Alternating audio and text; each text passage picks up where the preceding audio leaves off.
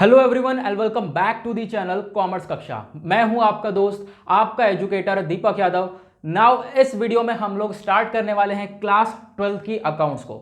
देखो यार, 17 मई को एग्जाम है अकाउंट्स का, तो इस बार जो है एग्जाम लेट हो चुके हैं ड्यू टू दी कोविड-19 पेंडेमिक। ठीक है, सभी लोगों को मालूम है। तो अब 17 मई को अकाउंट्स का एग्जाम है। बाकी सारे एग्जाम्स भी आपके लेट हुए हैं अब की बार। तो क्या करना है, हमें सबसे ज्यादा टेंशन है बच्चों को अकाउंट्स के अंदर। तो उसके लिए हम लोग इस वीडियो से इस पूरी अकाउंट्स को खत्म करेंगे और चैप्टर 1 से स्टार्ट करेंगे। चैप्टर 1 कौन सा है? हमारा एनपीओ। तो आज हम लोग एनपीओ स्टार्ट करेंगे इसी वीडियो से। अपने रजिस्टर्स, कॉपी, पेन, जो भी चीजें हैं लेकर बैठना और जितनी भी चीजें यहां पे आपको मिलेंगी उसको नोट डाउन करते रहना, क्योंकि बिल्कुल ये आखिरी टाइम है। अब लगभग 2-2.5 महीने रह चुके हैं, अब आपको एग्जाम देना ही देना है। ठीक है, आपको यहां पर एग्जाम पोस्टपोन नहीं होने वाला, तो फिर ये एग्जाम आपको देना है। तो फिर उसके लिए तैयार हो जाओ और अब यहां से इस वीडियो से अकाउंट्स को अपने कॉपी और पेन लेकर लिखना स्टार्ट कर दो।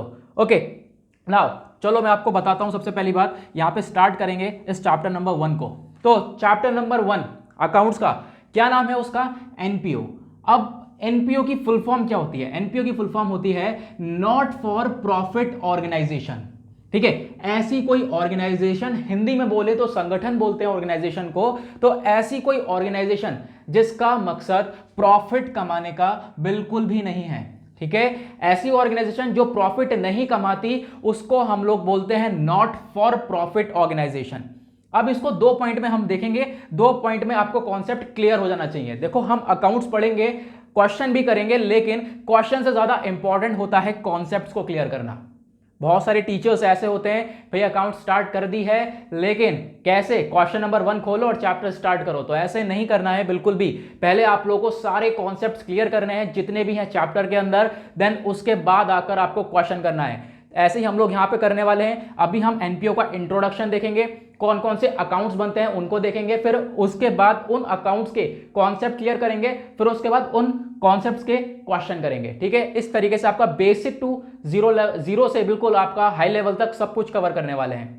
अब एनपीओ में समझ गए, ऐसी ऑर्गेनाइजेशन जिसका मकसद प्रॉफिट कमाने का बिल्कुल भी नहीं है। तो सबसे पहला पॉइंट आपको यही याद हो जाना चाहिए कि भाई एनपीओ का मोटिव क्या है? Is not to earn profit. Profit कमाने का इसका मोटिव नहीं है।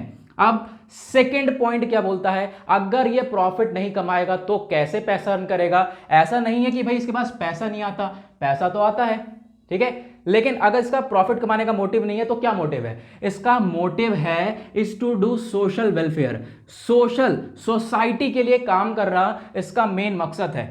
अब जैसे कि हेल्थ केयर हो गया, हेल्थ केयर प्रोवाइड करवाना, हाउसिंग हो गया, हैप्पीनेस देना, तो ये सारी चीजें जो है एक एनपीओ प्रोवाइड करवाता है। For example government hospital.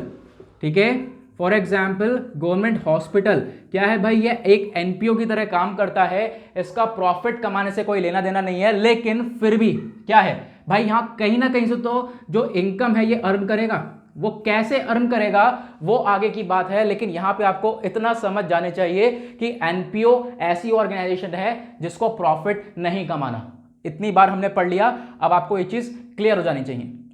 अब मैंने क्या बताया भाई, कहीं ना कहीं से तो पैसा कमाते हैं ये लोग, अर्न करते हैं। तो अब यहां पे आप देखो, हाउ एनपीओ अर्न मनी। अगर ये लोग प्रॉफिट नहीं कमाते तो पैसा जो है कमाते हैं वो किस तरीके से जो है ये अर्न करते हैं? सबसे पहली चीज आती है मेंबरशिप।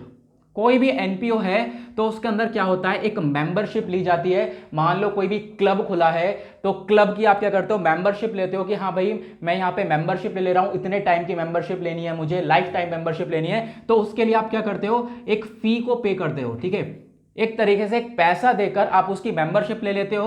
तो वो जो एनपीओ है, नॉट फॉर प्रॉफिट ऑर्गेनाइजेशन है, उसके लिए ये फी क्या हो गई? उसके लिए तो इनकम हो गई ना, क्योंकि ये क्लब है। मान लो मेरा क्लब है और वो मैं एनपीओ के तौर पे चलाता हूं, मेरा प्रॉफिट कमाने का कोई मकसद नहीं है। एक मेंबर आया, बोला कि मुझे यहां पर इसकी मेंबरशिप फीस चाहिए, सॉरी मेंबरशिप चाहिए इसकी इतने टाइम के लिए। तो सही है, इतनी फी उसने दे दी और ये कहीं ना कहीं मेरे लिए इनकम बन गई। सेकंड पॉइंट आता है डोनेशन। देखो ये हो गया मेंबरशिप, दूसरा लोग डोनेशन दे देते हैं। कोई भी एनपीओ है, नॉट फॉर प्रॉफिट ऑर्गेनाइजेशन है, उसके पास डोनेशन आता है, वो भी उसके लिए कहीं ना कहीं इनकम बन जाती है।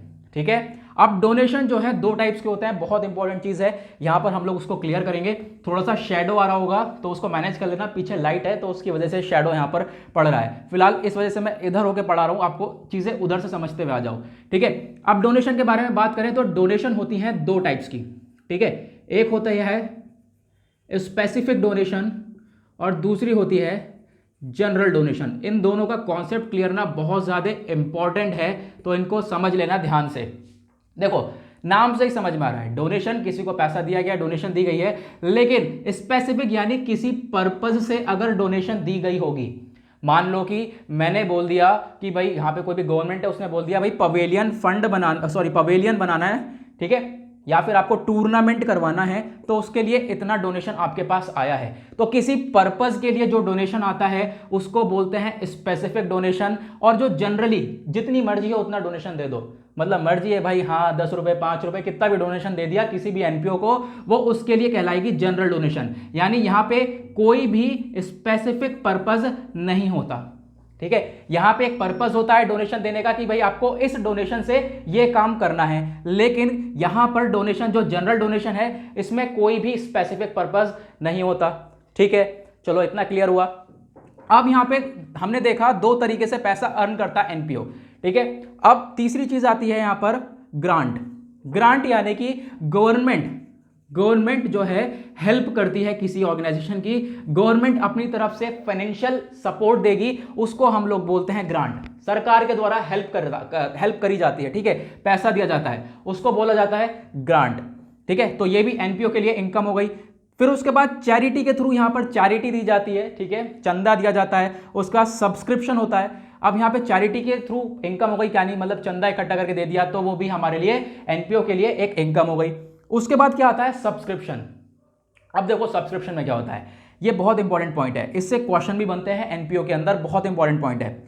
मान लो 3-4 लोग हैं एनपीओ के, अब एनपीओ के 3-4 लोग हैं, उन्होंने क्या करा, एक तरीके से पैसा इकट्ठा कर लिया, और पैसा इकट्ठा करके उनकी इनकम से कहीं ना कहीं से, मान लो उनकी इनकम काफी ज्यादा है, तो उसमें से थोड़ा सबने इकट्ठा कर लिया और वो जाकर एक एनपीओ में डाल दिया, ठीक है, एक एनपीओ को दे दिया, उसको बोलेंगे सब्सक्रिप्शन।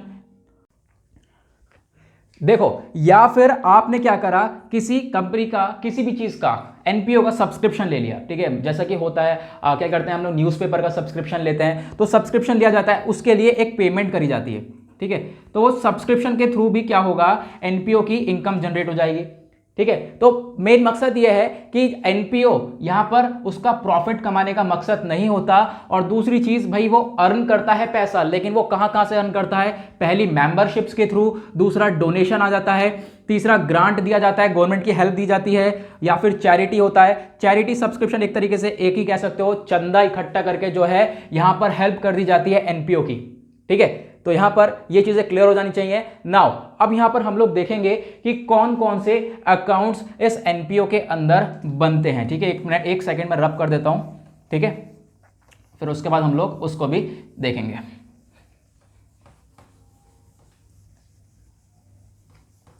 चलो यार, यहां पे हम लोग देखते हैं, थोड़ा सा और साफ कर देते हैं। अब देखो यार, एनपीओ के अंदर कितने अकाउंट्स बनते हैं, यहां पे हम उसके बारे में डिस्कशन करने वाले हैं। तो भाई सबसे पहला जो अकाउंट है एनपीओ के अंदर, वो बनेगा रिसीव्ड एंड पेमेंट अकाउंट।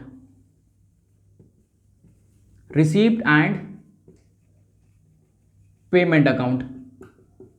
अब इसके अंदर दूसरा अकाउंट बनता है फंड बेस्ड अकाउंट।